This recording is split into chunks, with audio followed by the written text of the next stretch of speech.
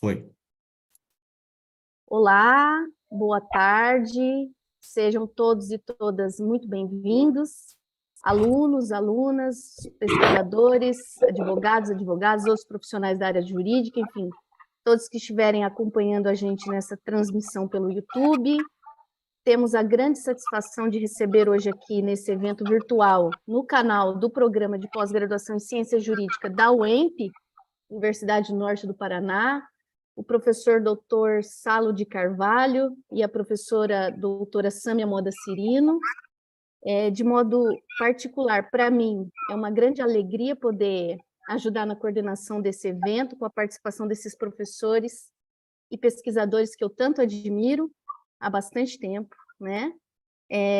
Então, desde logo, agradeço aos dois por terem aceitado esse convite, o nosso convite, dispondo aí de seus tempos para poder dividir conosco seus vastos conhecimentos na área, especialmente o tema proposto pelo professor Salo, que é o impacto do pensamento feminista na teoria do direito penal. Bom, não preciso nem dizer sobre a importância de se travar esse debate atualmente, né, de forma reflexiva e crítica, uma vez que essa questão, ou as questões de gênero, estão sempre destacadas, não apenas nos julgamentos, nos protocolos, nas alterações legislativas e seus discursos políticos, mas também na produção acadêmica, né, nas teses, nas dissertações, nos artigos científicos. Então, sem mais delongas, eu vou apresentar os dois professores brevemente. O professor Salo de Carvalho é professor adjunto de Direito Penal da Faculdade Nacional de Direito da Universidade Federal do Rio de Janeiro, professor permanente do Programa de Pós-Graduação, Mestrado e Doutorado em Direito da Unila Salle, no Rio Grande do Sul, mestre em Direito pela Universidade Federal de Santa Catarina e doutor em Direito pela Universidade Federal do Paraná. A professora Sâmia Moda Cirino é doutora em Direito pela Universidade Federal do Paraná, mestra em Direito pela Universidade Estadual de Londrina, também onde tem seu bacharelado, sua graduação em Direito. Assessora jurídica do Tribunal Regional do Trabalho da 9ª Região, é professora do Programa de Mestrado em Direito, Sociedade e Tecnologias das Faculdades Londrina, também na graduação em Direito, nas disciplinas de Direito do Trabalho e Processo do Trabalho. Para além disso, é pesquisadora de feminismos, relações de gênero e novas tecnologias, integra grupos de pesquisa sobre esses temas, inclusive na Universidade Federal Fluminense e na Universidade Estadual de Minas Gerais e também nas faculdades Londrina. Muito bem, então eu vou passar a palavra para o professor Salo, para ele fazer a sua exposição sobre o tema. Muito obrigada, professor, você tem a palavra. Obrigado, Bruna. Eu que agradeço o convite, estar contigo e com a Sâmia nesse momento aqui no programa de pós-graduação da UEMP, e para tratar desse tema que, como você referiu, ele atravessa a discussão dogmática hoje de uma forma bastante incisiva, digamos assim, em alguns pontos, o que, desde o meu ponto de vista, é reflexo de toda a construção do pensamento feminista como teoria e movimento social há bastante tempo no Brasil, né, e em especial da criminologia feminista, né? Eu sou um curioso no tema, né, procuro tá bastante atualizado em relação a essa discussão, mas falo curioso porque sou um homem que apoia de forma bastante incisiva o feminismo, né, e procuro estar aliado às pautas correlatas, sobretudo na minha área, né? Posso, sim, para me localizar um pouco no debate, eu fiz o mestrado na Federal de Santa Catarina, como você mencionou, sob a orientação da professora Vera Regina Pereira de Andrade, que é uma das grandes criminólogas feministas do Brasil, uma criminóloga crítica e feminista. E foi exatamente no meu programa, no meu mestrado, isso, estou falando de 1994, quando eu entro no mestrado, que eu tive os primeiros contatos com a teoria feminista e com a criminologia feminista, pelas mãos da professora Vera Andrade, e a partir daí tenho dialogado de forma contínua, digamos assim, com a teoria feminista, né, publicando, né, já de algumas décadas publicações que foi minha colega no mestrado, inclusive a Carmen Campos, uma das grandes pensadoras, né, do tema, e mais, não tão recentemente o discurso, o diálogo, mas mais recentemente algumas publicações com a Mari Weigert, minha companheira, né, que também é uma inquieta pensadora do feminismo, né, dentro da criminologia, né, e agora também com algumas intersecções na psicanálise. Então é um pouco essa é meu histórico no tema, na realidade a proposta de enfrentamento surgiu das atuais alterações na jurisprudência do Supremo e do STJ frente a temas que envolvem historicamente o debate do feminismo, né? Mais diretamente o julgamento que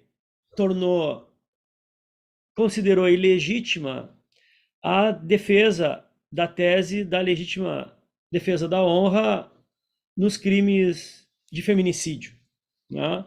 Então acho que esse é um ponto de partida interessante, inclusive para a gente localizar, né, como ingressa no debate nacional essa questão, né? Até porque, sobretudo para os alunos de mestrado, doutorado e da graduação, né, digo mais até para os alunos da graduação, que eventualmente estejam assistindo, né, para demonstrar que grande parte do que hoje é reconhecido pela doutrina, e mais especificamente pela jurisprudência, é fruto de uma luta muito longa dos movimentos feministas no Brasil, né? Uma luta que se alinha à própria construção e constituição do pensamento crítico nas ciências criminais no Brasil, né? Eu sou um criminólogo crítico, né? Me reconheço nesse local da criminologia crítica, né? E tenho, nos últimos anos, procurado resgatar uma memória que muitas vezes não aparece nos debates sobre criminologia crítica e que, para alguns autores, pesquisadores mais recentes, pode parecer que determinados debates, determinadas discussões estão partindo de um marco zero, né? Então, minha preocupação nos últimos, até com a publicação do curso de Criminologia Crítica Brasileira, foi essa, de marcar, né, como alguns debates são bastante antigos na nossa tradição, né? Em alguns casos, inclusive, a nossa tradição antecipando a tradição europeia e norte-americana na criminologia, né? Como, por exemplo, se a gente for comparar o pensamento de Sutherland com o do Roberto Lira, né? Mas, enfim, não é esse o tema, não é esse o objeto, mas o que eu queria dizer isso porque nos últimos anos, quando eu fui reconstruir a trajetória, o percurso da criminologia crítica no Brasil, eu consegui, acho que, demonstrar, né, com base nessas pesquisas, algo que eu intuía, né, e sentia por algumas leituras, mas nada ainda sistematizado. O quê?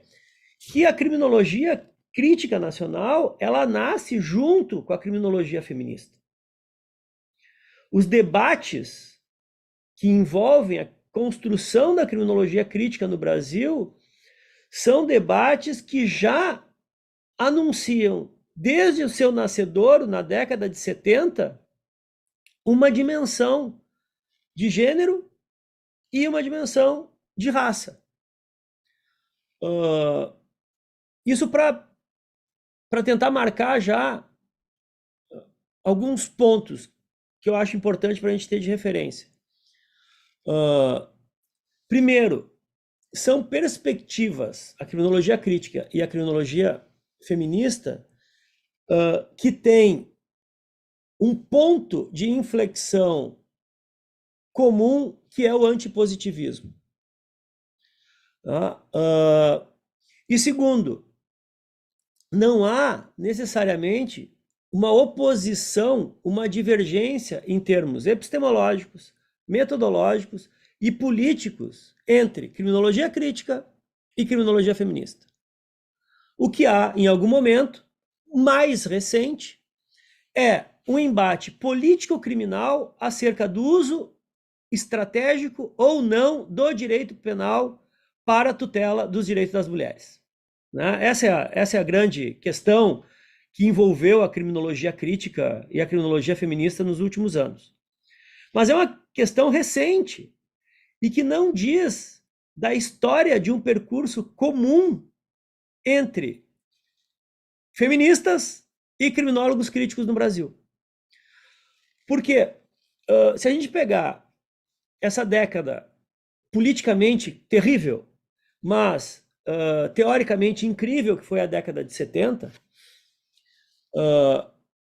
em que nós temos um marco, que eu costumo dizer a certidão de nascimento da criminologia crítica brasileira, que é a criminologia dialética de Roberto Lira Filho, que é de 1972, né? Inclusive ano passado eu fui um dos organizadores de um livro em homenagem aos 50 anos da criminologia dialética de Roberto Lira Filho.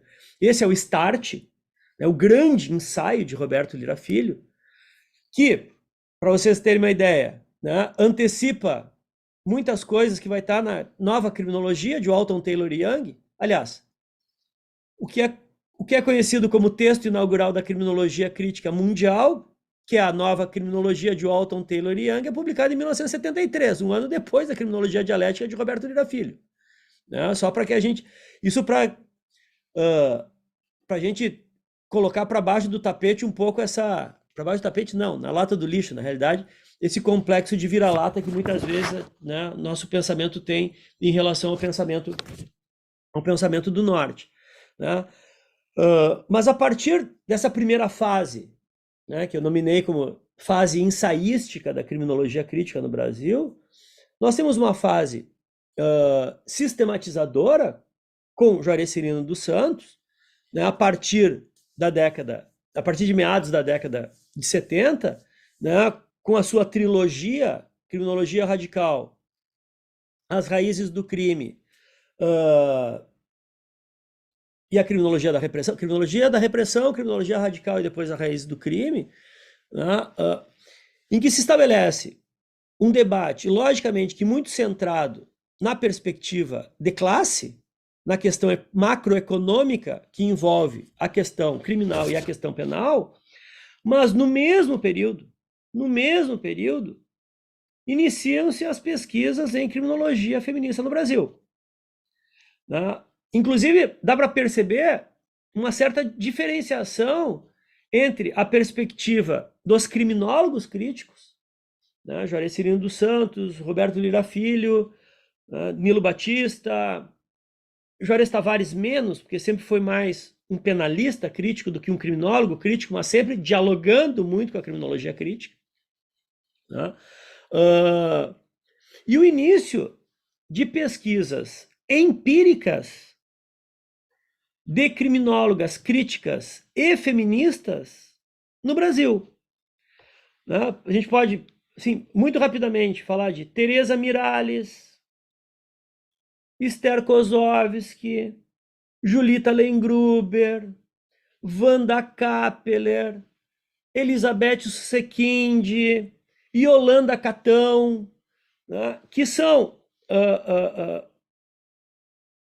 em grande parte, sociólogas, né, de formação não jurídica. Né? Wanda Kappeler é formação jurídica, mas logo se encaminha para a sociologia, que mergulham no debate da questão, sobretudo a questão prisional, a partir de um olhar crítico, mas já com uma lente feminista bastante apurada. Né? As pesquisas sobre presídios femininos no Brasil, da Tereza Miralles, na PUC do Rio de Janeiro, elas são de 73, 74. A grande pesquisa da Julita Lengruber sobre o Tavaleira Bruce, o presídio feminino aqui do Rio de Janeiro, ela inicia em 75. A publicação é na década de 80, mas o início da pesquisa é 75, 76. E para que a gente tenha uma ideia, em 75 é publicado Vigiar e Punir do Foucault. Em 77, ela defende a dissertação já citando Foucault e citando Carol Smart.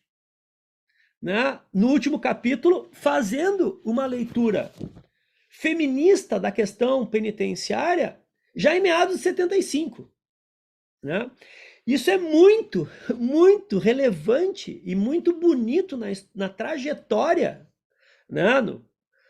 No curso dos discursos, né? Como Zaffaroni e Vera Malaguti falam, no curso dos discursos criminológicos, críticos e feministas no Brasil. Né? Demonstra como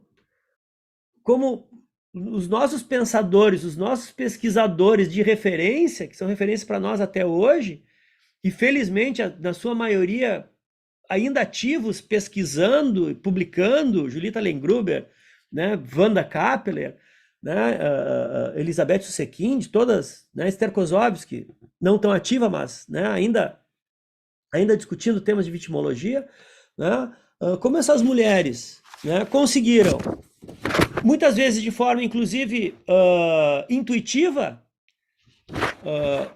incorporar o discurso da teoria feminista, fazer um diálogo com a criminologia crítica e, ao mesmo tempo, abordar, enfrentar empiricamente objetos centrais na análise da criminologia, como são as prisões. Né? Sobretudo em sala de aula na graduação, eu costumo falar isso, porque a gente não pode perder esses referenciais, a gente não pode ocultar a história dessas mulheres que abriram as portas da criminologia crítica e da criminologia feminista no Brasil. Né? E, nesse contexto, inclusive separei aqui né? Nesse contexto, a Esther Kozovsky, essa aqui é a dissertação de mestrado dela, que ela fez sob orientação do João Mestieri, um penalista, um grande dogmático, né, com inflexões críticas, né, ele é mais um garantista, mais liberal, né, mas com inflexões críticas muito importantes. Na dogmática, o primeiro texto que trabalhou com finalismo no Brasil, né, a parte especial dele de 1972, se não me falha a memória, né, orienta Esther Kozovsky, que, com muito orgulho, posso dizer, né, professora aposentada da Federal do Rio de Janeiro, né, nos corredores tem placas em homenagem a ela na faculdade, ela defende essa dissertação chamada Adultério, Esther Kozovsky, Adultério. Ela defende em 82, de uma pesquisa realizada em 80, onde não só em 82, e ela faz pesquisa empírica, faz inúmeras entrevistas e pesquisas empíricas nas delegacias de polícia do Rio de Janeiro, né? E não só, ela em 82 já defendia a descriminalização do tipo do adultério, que só vai ser descriminalizado em 2005, né? Como já denunciava o sexismo nas relações judiciais, em especial a tese da legítima defesa da honra nos crimes de feminicídio, né? Então, para a gente colocar isso em perspectiva, né, o nosso Supremo, o ano passado, incorpora e afirma uma tese que as nossas criminólogas feministas no Brasil, desde no mínimo a década de 80, já defendiam, né? E, só para localizar também, né, o trabalho da Esther é anterior ao caso, né, da Leila Diniz, né, perdão, da Ângela Diniz, né, assassinato, né, pelo Doc Street, né, que movimentou, né, em torno desse debate a discussão sobre a tese da legítima defesa da honra. Então, né, marcar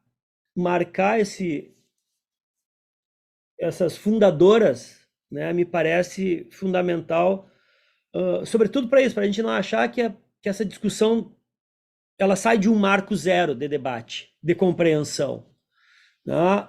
Isso diz respeito à construção histórica, né? E a gente só chega hoje nisso, né, porque nós tivemos feministas como Esther Kozlovsky, como Julita Lengruber, como Wanda Kappeler, né, lá atrás, que alinhadas à criminologia crítica, ao pensamento crítico em criminologia, construíram essa compreensão que hoje chega aos tribunais,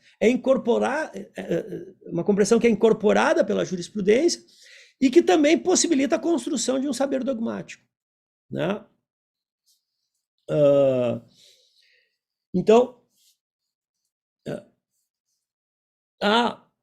desde a sua gênese no Brasil, né, esse alinhamento entre criminologia crítica, né, logicamente, repito, né, muito concentrada na década de 70, inclusive por uma questão histórica bastante específica, né, nas questões sobre representação e opressão de classe, mas já ali está o debate de gênero colocado, né, inclusive com pesquisa empírica, né, e com construção e projeção político-criminal e dogmática, né? Esse talvez o mais importante.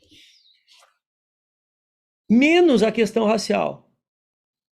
Daí temos que ser bastante pontuais, né, e autocríticos em relação à questão que atravessa hoje os debates, né, e todos nós sabemos que fazer uma análise, né, das opressões de classe e de gênero no Brasil não podem ser colocadas hoje sem, né, um atravessamento bastante claro e marcado pela questão racial, né? Então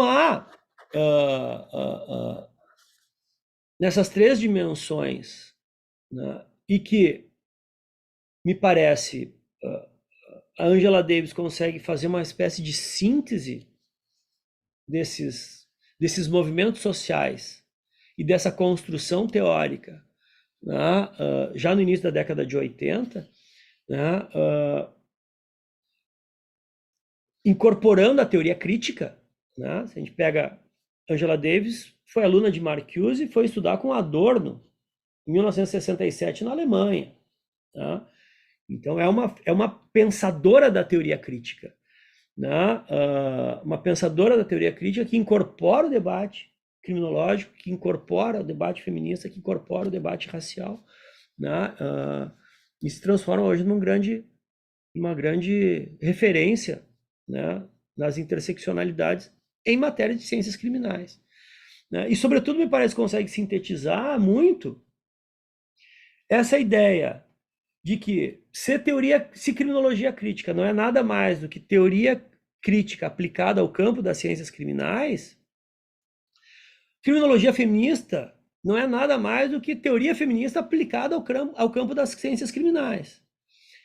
E ambas, né, com uma identidade, por serem críticas, com uma identidade antipositivista, interdisciplinar, dialética, né, e, sobretudo, trabalhando desde uma dimensão macro e não micro das relações sociais.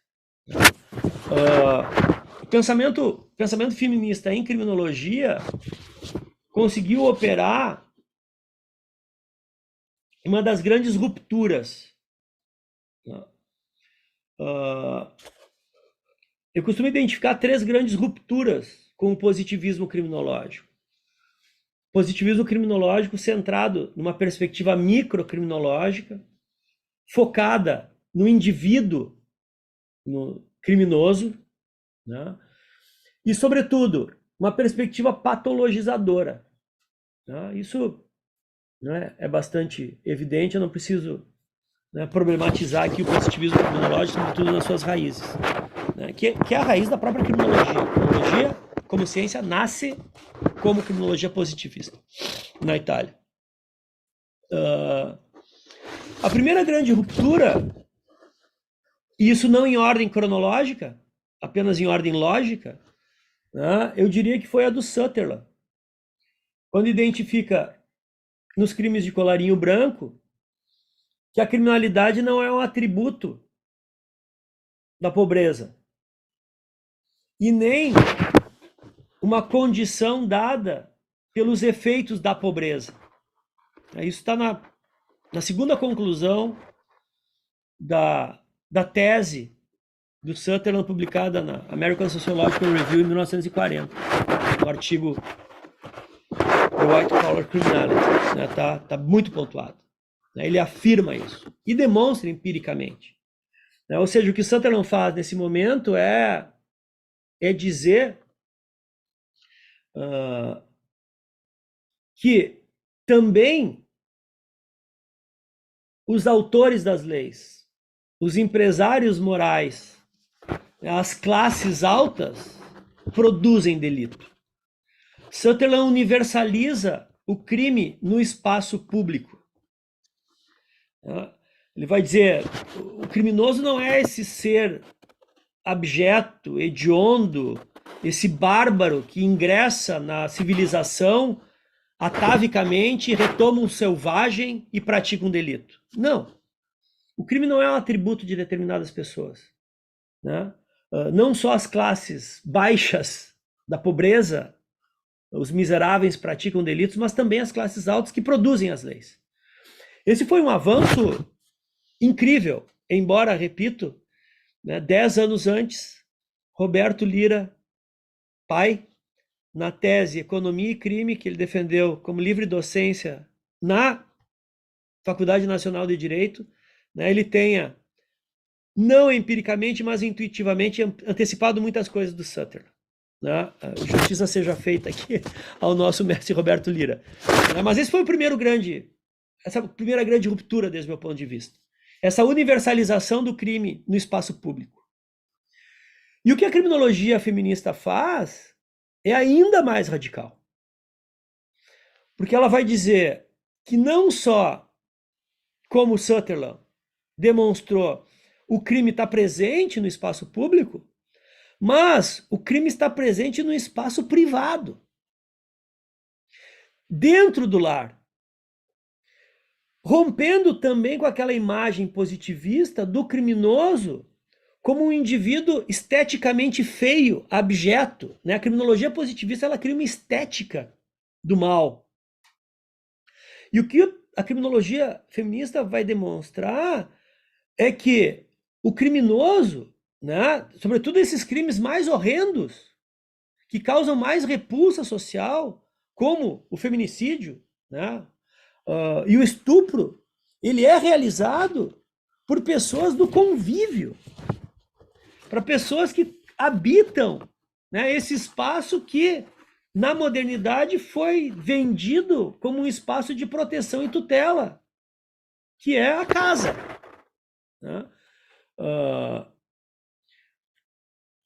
Ou seja, não é só o objeto feio, mas é o príncipe encantado, que é um feminicida, que é um violador, que é um agressor doméstico. E isso rompe com toda a imagem que o positivismo quis representar em relação ao crime. E, logicamente, que a terceira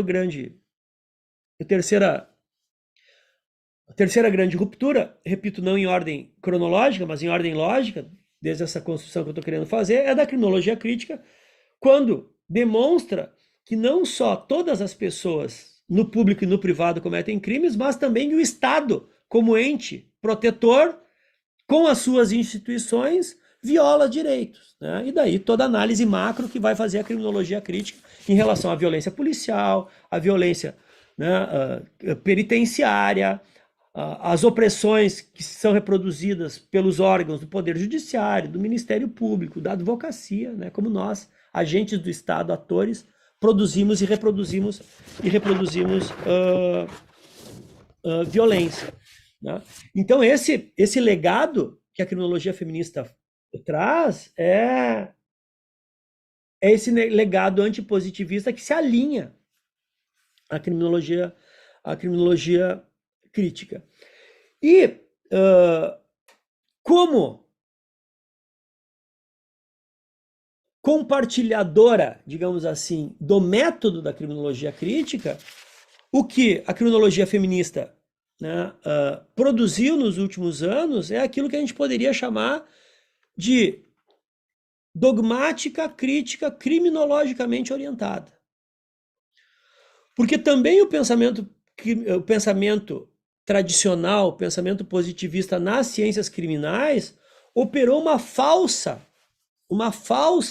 cisão entre uma dogmática penal, um pensamento penal normativo e uma criminologia empírica. Aliás, os positivistas adoram essas falsas dicotomias, que não sobrevive a um pensamento dialético. Né? O que nós poderíamos facilmente identificar na falsa oposição teoria e prática. Né? Dever ser e ser. Né? Criminologia, o empírico e o teórico. Né? O que a criminologia crítica faz, né? E isso já está em Roberto Lira Filho, na criminologia dialética, antes mesmo do Barata, na criminologia crítica do direito penal, que só é publicado 10 anos depois, é se apropriar do saber empírico da criminologia e produzir conhecimento dogmático. Roberto Lira Filho vai fazer isso, vai pegar a teoria das subculturas criminais da Escola de Chicago, vai converter aquilo na categoria pluralismo jurídico e vai discutir antijuridicidade e culpabilidade material dentro da teoria do delito. Isso é genial, isso é incrível, né, em termos de qualidade de discurso. Né? E é isso que todos os criminólogos e criminólogas críticas, né, procuram fazer, né, a partir daquilo que depois, logicamente, vai ser sistematizado pelo Barata como modelo integrado crítico de ciências criminais. Ou aquilo que o Zaffaroni vai chamar de que eu mencionei, dogmática penal criminologicamente orientada. Né? Se a gente pegar o Elementos de Teoria do Delito, do Juarez, Tavares é uma aula do que é uma criminologia, uma dogmática que se constrói em cima de um saber criminológico. Se a gente pegar o direito penal do Juarez Cirino dos Santos, é outra aula, né, de como incorporar conhecimento criminológico, conhecimento empírico e converter isso em categorias dogmáticas, para instrumentalizar os atores do direito penal a pensar de forma diferente da tradicional as categorias e com isso produzir conhecimento e produzir jurisprudência, né? Produzir efeitos reais para minimizar os danos provocados pelo sistema punitivo. Nisso, né, me parece que é a fase atual da criminologia feminista. Né? A fase atual madura da criminologia feminista brasileira.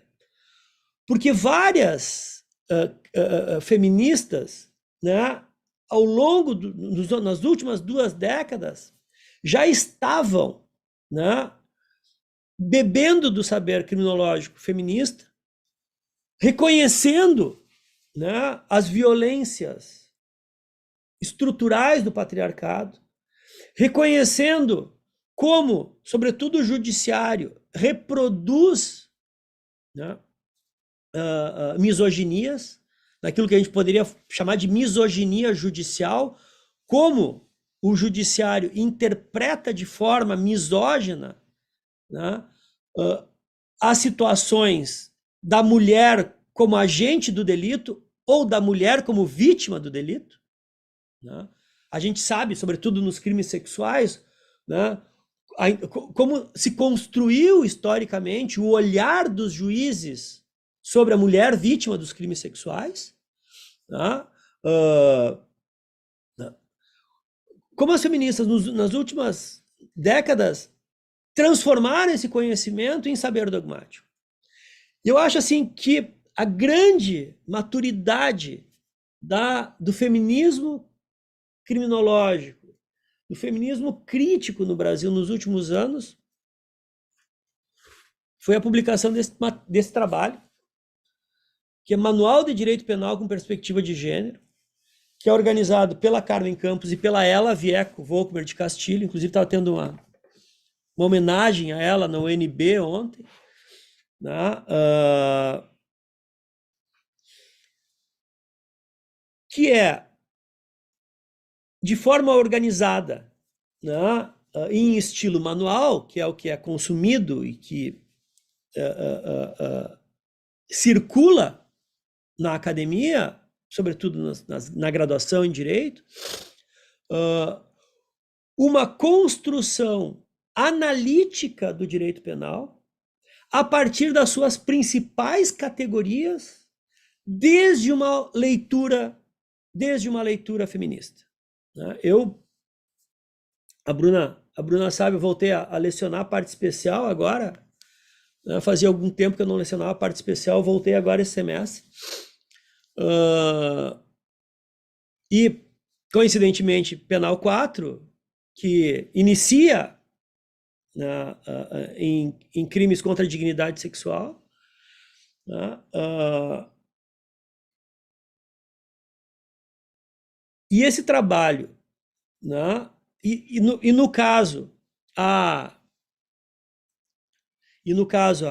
o capítulo é redigido exatamente pelas duas organizadoras, pela Carmen Campos e pela Ela Vieco, né, como é rica a produção possível de um conhecimento distinto do tradicional a partir do olhar de gênero, entrando dentro das categorias dogmáticas, da tipicidade, da ilicitude, da culpabilidade, indo nos requisitos de punibilidade, para desfazer algumas construções que estão enraizadas na dogmática tradicional e mesmo na dogmática crítica, que por uma série de questões, e essa série de questões é exatamente, né, a ideologia patriarcal que nos forma, que a gente não consegue ver. Eu chamaria atenção principalmente para um capítulo que é relacionado com a teoria do delito, que foi redigido pela Marília Budó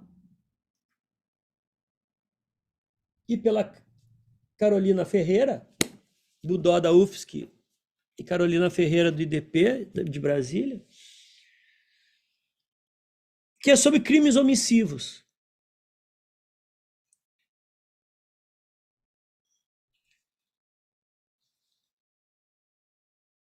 Crimes omissivos é um dos debates mais duros dentro da dogmática.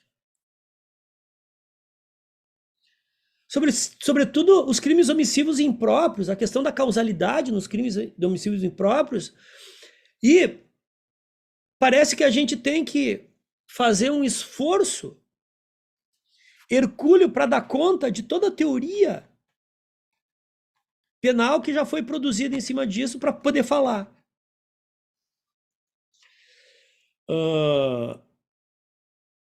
E quando a gente faz todo esse esforço, a gente vê que, né, os autores se repetem, né, muito na sua construção. Mas é um tema duro. E quando eu tive acesso a esse trabalho,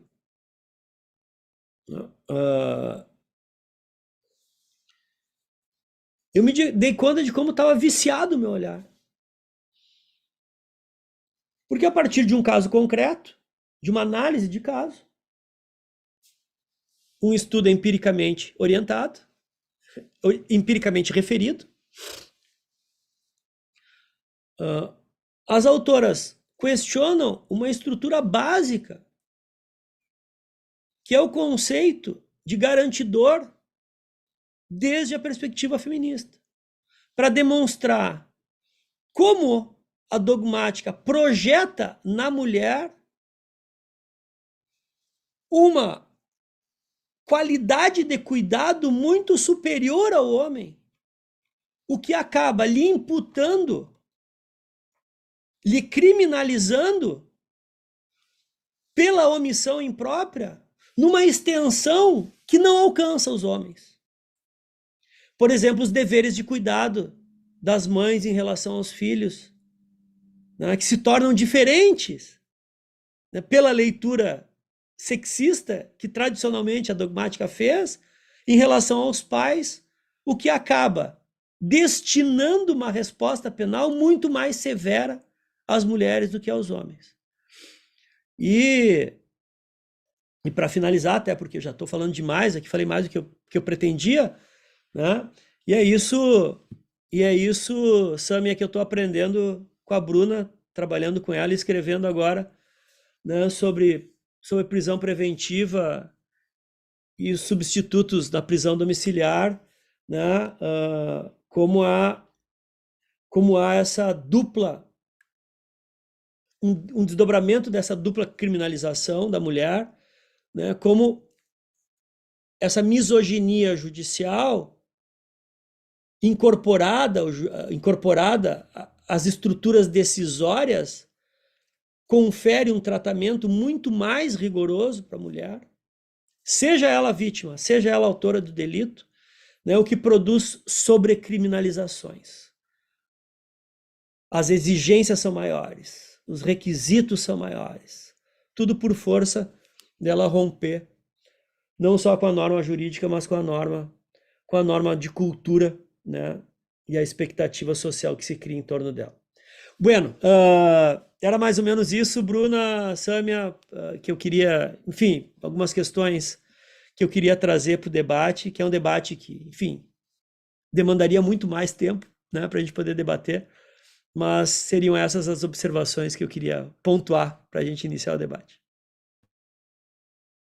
Muito obrigada, professor. Como sempre, toda vez que o professor Salo fala, seja na aula, esse semestre passado eu tive essa oportunidade na Unilassalle, eu fico um tempo precisando digerir. Minha cabeça fica um vácuo, fica vazia e eu tenho que pensar, refletir depois sobre isso. Então, de imediato, já passo a palavra para a professora Sâmia, enquanto eu vou digerindo aqui as palavras do professor Salo. Gostei da fala, Bruna. Professor Salo, ficaríamos aqui muito mais tempo ouvindo, né, bebendo diretamente da fonte de um pesquisador, pesquisador que sempre utilizamos nas nossas pesquisas. Eu e a professora Bruna temos uma parceria aí de algum tempo em pesquisas relacionadas a direito penal, criminologia e feminismos. Inclusive, o que nos motivou a ideia de chamar o professor e de realizar esse debate foi a decisão do STF na ADPF 779, citada pelo professor, que declarou inconstitucional a tese, né, o uso da tese de legítima defesa da honra. Por quê?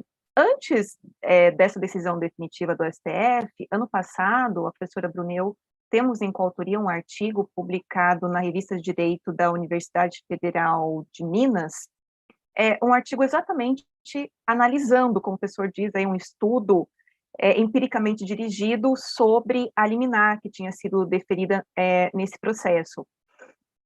E porque, na verdade, nós queríamos, sempre pensando, né, nessa não esquecendo de que tudo isso foi fruto de lutas, né, como bem o professor lembrou, fruto de lutas das feministas que nos antecederam, seja no campo de movimentos sociais, ou seja, no campo teórico, queríamos entender o efeito dessa decisão do STF.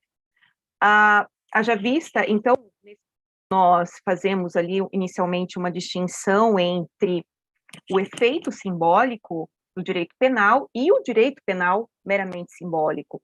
E naquele momento nós verificamos, após analisar a decisão, analisar sob uma perspectiva de criminologia feminista, nós chegamos à conclusão de que a decisão por si só, ela não tem a capacidade, né, por si só, de evitar o uso de teses sexistas. Até mesmo porque, como a professora Bruna expôs nesse artigo, nós temos todo um procedimento nos crimes que são levados ao tribunal do júri que podem, indiretamente, levar ao uso de tese de legítima defesa da honra, ao exemplo do interrogatório do réu, ou até mesmo na hora do júri realizar ali a votação. Sendo assim, tem um efeito positivo, que é um efeito simbólico de aproximar essas críticas feministas, essas teorias desenvolvidas pelas feministas na prática, ou seja, de que os atores judiciais, ou seja, juízes, magistrados, promotores, advogados, enfim, todos os sujeitos do processo não façam uso de teses sexistas.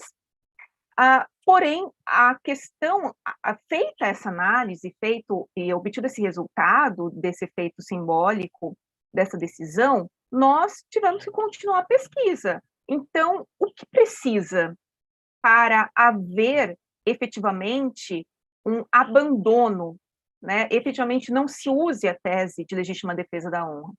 E aí, há algum tempo, eu tenho desenvolvido pesquisa nos feminismos no direito, no sentido de ruptura epistemológica no direito. O senhor colocou muito bem aqui a criminologia feminista e a criminologia, né, crítica como uma epistemologia ou uma metodologia que busca rupturas, né? E os feminismos, eles não em todas as perspectivas, né? Por isso que eu sempre gosto de usar os feminismos no plural, mas na perspectiva que eu adoto, principalmente de relações de gênero e recentemente dos estudos decoloniais, feminismos decoloniais, justamente uma ruptura com todos esses paradigmas da modernidade e do direito que foi estabelecido a partir da modernidade, positivista, elitista, racista, ou seja, toda uma construção de sociedade, de economia, fundamentada, né, em fatores excludentes pelo gênero, pela raça, principalmente, né, fora outros fatores que interseccionam o debate, como a localidade, como a etnia, como a idade, como as pessoas portadoras de alguma deficiência, são outros marcadores sociais da diferença que também são estruturantes nesse sistema. Então, a proposta final desse artigo, e que nós continuamos desenvolvendo, é justamente que nós não teremos mudança efetiva, né, no uso dessas teses sexistas sem uma ruptura epistemológica no direito, ou seja, sem uma ruptura do qual é o conhecimento considerado válido no direito.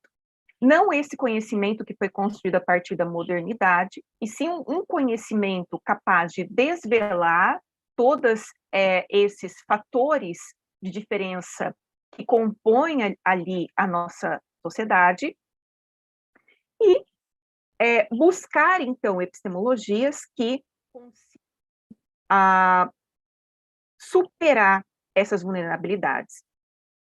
E para isso, então, não basta uma disciplina no direito, chamado direito do trabalho feminista, direito penal feminista, como tem sido feito de uma forma positiva em algumas universidades, por exemplo, que eu sei na Universidade Federal Fluminense, já há algum tempo, mas sim de que os feminismos como a metodologia, né, e também como epistemologias, eles possam orientar toda a construção do direito.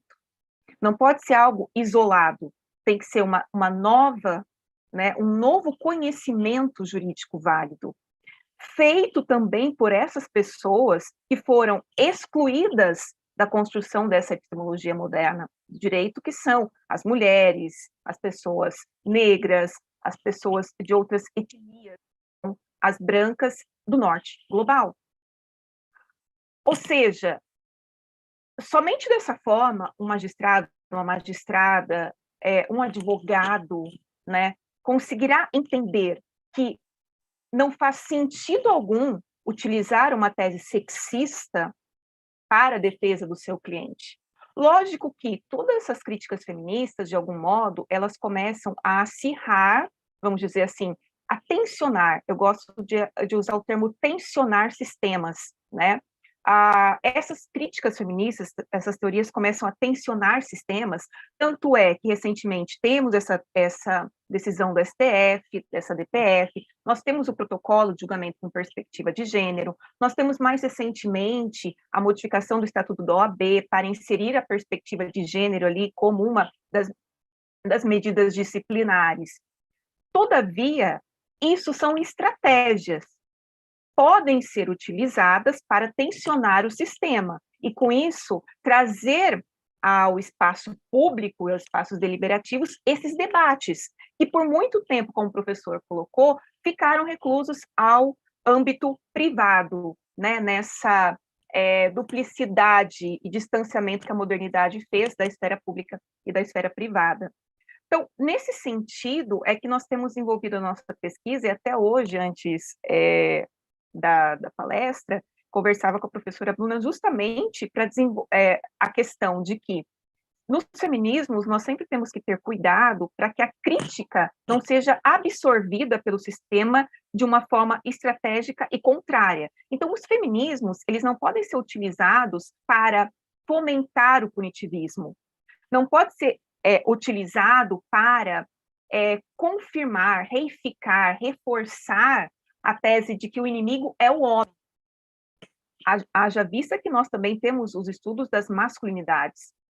Ao meu ver, as relações de gênero, ela não é uma crítica apenas de condição da mulher, é uma crítica da construção do processo de subjetivação dos seres de acordo com determinadas lógicas de poder, que eu entendo heteronormativas, uma perspectiva bem Foucaultiana de análise de poder. Então, os feminismos, eles não podem ter esse papel de reificar padrões opressores, de reificar estereótipos do tipo mulher vulnerável e homem sempre agressor, né? De modo que retira da mulher qualquer capacidade de agência e a torna eterna vítima, e, por outro lado, sempre pressupõe que o homem, cumprindo aquele papel, né, estereotipado que lhe é colocado como o homem forte, o homem que não aceita ser traído, o homem que não aceita ser contrariado, que tem um papel de provedor ainda numa sociedade como a nossa, sejam desconstruídos. Então, justamente, nós conversávamos sobre a discussão dos critérios objetivos e subjetivos utilizados para a classificação do crime de feminicídio. Haja vista que, no que diz respeito ao aspecto das relações não afetivas, das relações que não ocorrem no âmbito doméstico, exige-se a questão do elemento subjetivo, e já aquelas que ocorrem no âmbito doméstico, não se exige o caráter subjetivo, ou seja, sempre deixando essa mulher numa condição de eterna vítima e tirando qualquer capacidade de agência. Então, era nesse sentido que nós queríamos estabelecer o debate, e acredito que houve uma grande aproximação da fala do professor com o que nós desenvolvemos nesse artigo e as pesquisas que temos desenvolvido em parceria a partir de então.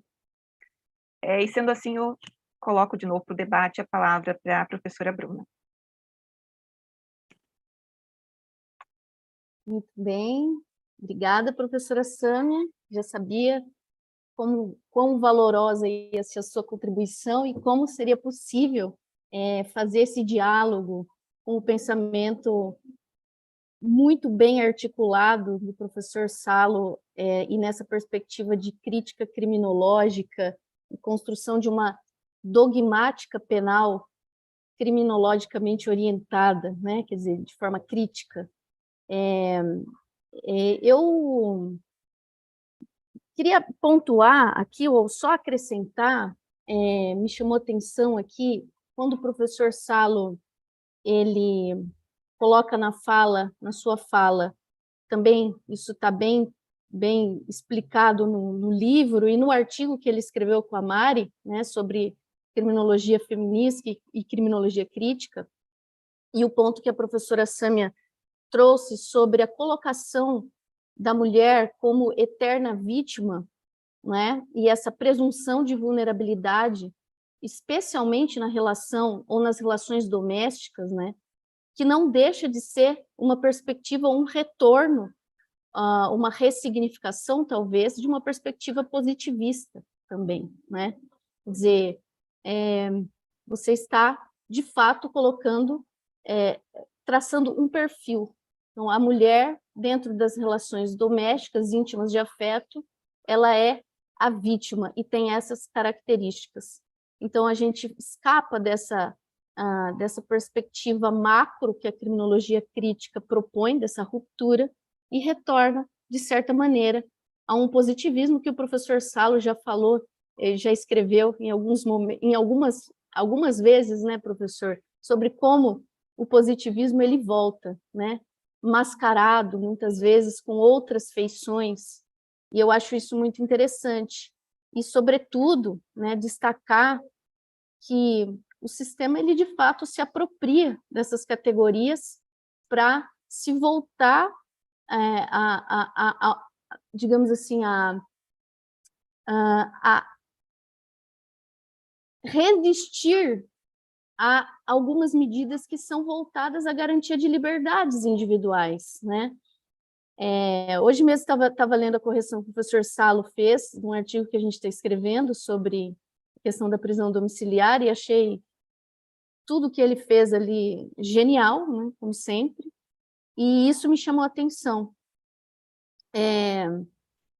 O sistema, ele se apropria de uma determinada categoria para, eventualmente, expandir o poder punitivo em vez de refrear, né, de possibilitar essa limitação do poder punitivo. Então, eu acho que o que fica dessa discussão tão rica aí, que a gente poderia ficar fazendo por horas e horas, né, é o que a professora Sâmia destacou também no final, de que os feminismos não podem ser utilizados para fomentar punitivismo, em nenhuma medida, né? Então, eu queria agradecer aos professores, deixar, se ela quiser fazer alguma consideração, considerações finais, e já deixar novamente registrado que é uma grande satisfação poder recebê-lo pela primeira vez, né, aqui no programa da UEMP, e virá mais vezes, e muito mais vezes, participar de bancas, de eventos presenciais, né, junto com a professora Sâmia. Tenho certeza que todos os alunos estão alvoroçadíssimos assistindo, né? E muito obrigada, professor, por essa oportunidade. Eu que agradeço, Bruna. Sempre bom dialogar com vocês. Adorei ouvir a Sâmia, né? Como eu tenho procurado marcar, eu sou um criminólogo crítico, né? Mas que entendo fundamental e imprescindível esse diálogo com, né? Por isso, aquele texto meu com a Mari, que era para marcar isso, a criminologia crítica com criminologia, né, feminista, né? Porque também, em determinados momentos da nossa recente história, né, foram criadas algumas falsas dicotomias que eu acho que prejudicam o debate, né? Caminho no sentido daquilo que a minha orientadora, sempre orientadora, Vera Andrade, fala, que é da aliança criminológica, né? A gente precisa reforçar as compreensões e o agir para provocar o máximo de danos possível ao punitivismo, né, e reduzir os seus danos, né. Então, é nessas esferas, né, que a Sâmia colocou, é epistemológica, é metodológica e politicamente que deve ser trabalhado. Então, muito obrigado mesmo pelo espaço. Muito obrigada, professor. Então, podemos encerrar, né, por hoje. Espero que a gente possa fazer isso mais vezes e no futuro presencialmente. Agradeço a todos e todas que estão acompanhando e até mais. O link vai ficar disponível. Professor, o Leonardo vai providenciar já o download do vídeo para eu poder te encaminhar o link, tá? Então não precisa se preocupar com isso, tá certo? Tá certo. Obrigada, pessoal. Boa noite, até mais. Tchau, tchau. Até mais. Obrigada, gente.